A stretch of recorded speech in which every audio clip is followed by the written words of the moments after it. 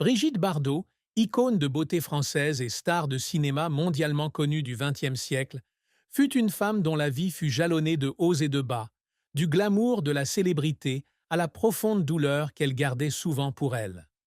En repensant à sa vie à 90 ans, la plus grande tristesse de Bardot ne réside pas dans un événement isolé, mais dans une combinaison de deuil personnel, de solitude au milieu de la foule et de sentiments d'incompréhension par le monde qui la célébrait autrefois.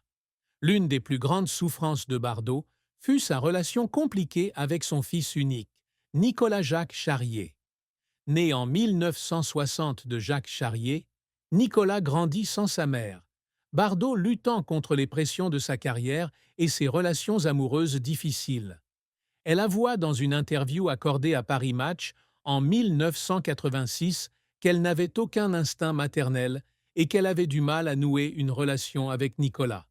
Après son divorce avec Jacques Charrier en 1962, Nicolas fut confié à son père et Bardot fut largement absente de la vie de son fils.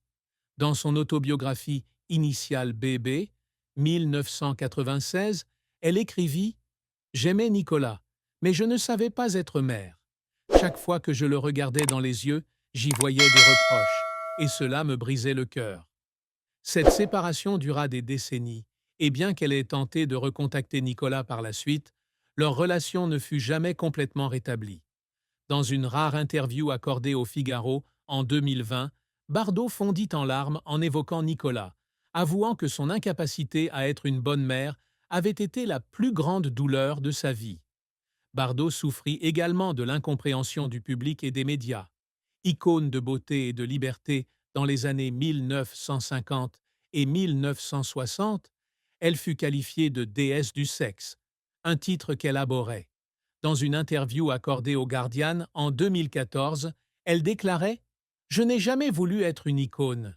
Je voulais juste être moi-même, mais le monde a fait de moi ce que je n'étais pas. » La pression de maintenir une image parfaite, conjuguée aux critiques qui lui reprochaient un manque de profondeur dans son jeu d'actrice, a laissé Bardot avec un sentiment d'isolement.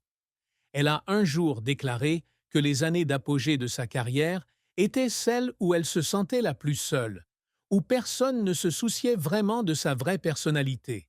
Cette tristesse s'est aggravée lorsque Bardot a dû faire face à des controverses sur ses opinions politiques et à des déclarations controversées dans ces dernières années. Depuis les années 1990, elle a été critiquée pour des propos jugés racistes et xénophobes, notamment sur l'immigration et l'islam en France.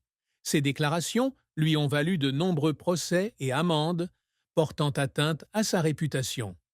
Dans un article de 2018 publié sur le site de la Fondation Brigitte Bardot, elle a exprimé ses regrets pour la manière dont elle avait exprimé ses opinions, mais se sentait toujours incomprise du public. Je voulais seulement défendre ce que j'aimais, la culture française, les animaux et la liberté. Mais les gens ne voyaient que de la haine dans mes paroles, écrivait-elle. Cette douleur, combinée à l'éloignement de son fils et au sentiment que le monde lui avait tourné le dos, a fait verser de nombreuses larmes à Brigitte Bardot au cours de ces dernières années. Brigitte Bardot est l'une des stars de cinéma les plus célèbres au monde, qui a redéfini les concepts de beauté et de glamour dans les années 50 et 1960. Cependant, sa carrière n'a pas été que glamour. Elle a aussi été pleine de défis, d'échecs et de moments qui l'ont fait pleurer, alors qu'elle luttait pour trouver sa propre identité. Bardot a commencé sa carrière comme danseuse classique, avant de se lancer dans le cinéma en 1952, à 18 ans, avec un petit rôle dans Le Trou Normand. Mais sa grande percée a eu lieu en 1956, avec le film Et Dieu, créa la femme, réalisé par son premier mari, Roger Vadim. Ce film a non seulement fait de Bardot une star internationale, mais aussi un symbole de liberté, rompant avec les codes conservateurs de l'époque. L'image de Bardot, avec ses cheveux blonds ébouriffés, son regard séduisant et son style de vie libre, a inspiré des millions de femmes à travers le monde. Le film a rapporté plus de 4 millions de dollars au box-office américain. Un chiffre impressionnant pour l'époque, et est considéré comme une étape importante dans l'histoire du cinéma français.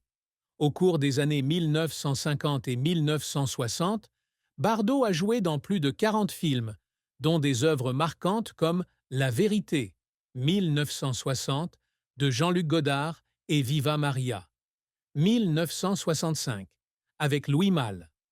La Vérité lui a valu une nomination au César et a été saluée pour son interprétation émouvante, tandis que Le Mépris est considéré comme un chef-d'œuvre de la nouvelle vague française.